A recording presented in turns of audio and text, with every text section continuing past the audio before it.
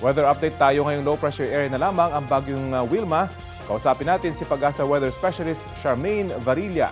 Magandang umaga at welcome sa Balitang Hali. Yes, magandang umaga po Sir Rafi at sa lahat po ng ating mga subaybay ngayong araw. Opo, magdudulot pa rin po ba ng mga pag-ulan ngayong low pressure area na lamang yung bagyong Wilma? Yes po no, kasalukuyan pa rin nga nakakaapekto itong low pressure area o dating si Bagyong Wilma sa may Western Visayas at Mindanao. Pati inaasahan na bukas, yung epekto nito ay nandito na lang sa may Palawan at Calayan Islands. Posible po ba itong lumakas ulit at maging bagyo? Sa ngayon po, hindi na natin nakikita yung ganyang scenario. More likely ay patuloy pong hihila na nga to at malulusaw na bago pa makalabas ng Mga kailan po kaya ito lalabas ng PAR? Hindi na po natin nakikita na makakalabas to ng PAR. Parang malulusaw na po siya dito sa loob ng PAR po natin. Okay. Ano pong posibleng nakaapekto sa paghila ng bagyong Wilma? So unang-una po dahil prevailing yung ating hanging amihan, yung hangin po galing dito sa amihan, na-disrupt niya po yung pag-form o pag-organize ng mga convective clouds nitong si Bagyong Wilma. Kaya tuluyan po itong humina. Aside from that, ay nakaapekto din po yung dry air na nanggagaling dito kay amihan. Kaya na-lessen yung moisture dito sa sirkulasyon nitong si Bagyong Wilma. Ano pong tsansa na magkaroon pa ng isang bagyo bago matapos ang taon? Sa ngayon po ay at least for next week, wala po tayong nakikita na maaaring sumunod pa kay Wilma. So sana po magtuloy-tuloy na yung ganitong magandang forecast para makapagpahinga din po tayo sa sunod-sunod na mga bagyo. Yung lamig na nararamdaman na po natin na nag-umpisa na, hanggang kailan po kaya magpipik ito?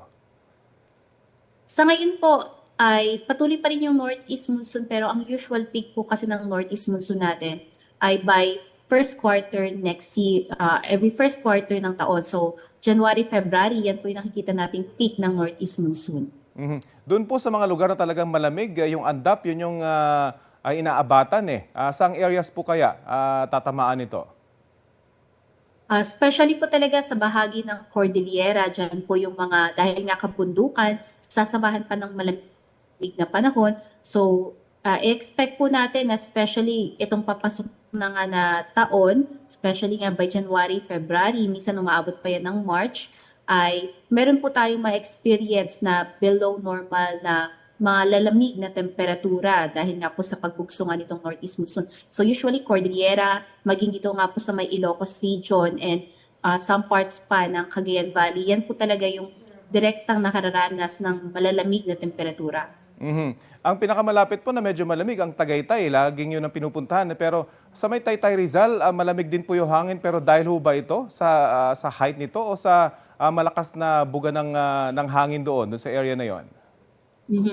So kasalukuyan nga yung Rizal ay naapektuhan pa rin ngayon nitong northeast monsoon. Kasama ngayon yung Metro Manila. So hanggang Metro Manila po yung abot nitong lamig na to nanggagaling sa area na yon? Yes po, tama po kayo, no? Malaking bahagi ng Calabarzon, Metro Manila, Central Luzon, Northern Luzon, yan po ngayon yung sakop ng ating hanging amihan. Panghuli na lamang po, paalala lang siguro sa ating mga kababayan, yung mga lugar na pwedeng tamaan pa rin ng ulan. Ano pong paalala natin? So yung nakikita po natin na may mga malalakas na mga pag-ulan for today, at usually dito na nga ngayon yan sa may silangang bahagi ng Northern Luzon dahil nga po yan sa epekto ng shear line. At magtutuloy-tuloy nga po yung epekto ng shear line at least for the next 3 days. So inaabisuhan po natin yung ating mga kababayan dyan since inuulan na po kahit meron pa yung bagyong si Wilma, ay patuloy pa rin po yung pag-iingat, umantabay po sa Pag-asa, and hourly naman po or every 3 hourly yung updates natin hinggil nga sa mga heavy rainfall warnings, and patuloy din po umantabay sa mga weather advisory na nagmumula dito sa Pag-asa kasi everyday din po natin check yan kung magpapatuloy pa ba yung ganitong kalat-kalat na mga pag-ulan sa area po ninyo para magka-idea po at least kung for the next 3 days, ina-expect ba natin na ihina o lalakas yung mga pag-ulan sa ating mga lugar. Mabuti na yung laging handa. Maraming salamat po sa oras na ibinahagi nyo sa Balitang Hali. Yes po, maraming salamat. Pag-asa Weather Specialist Charmaine Varilla.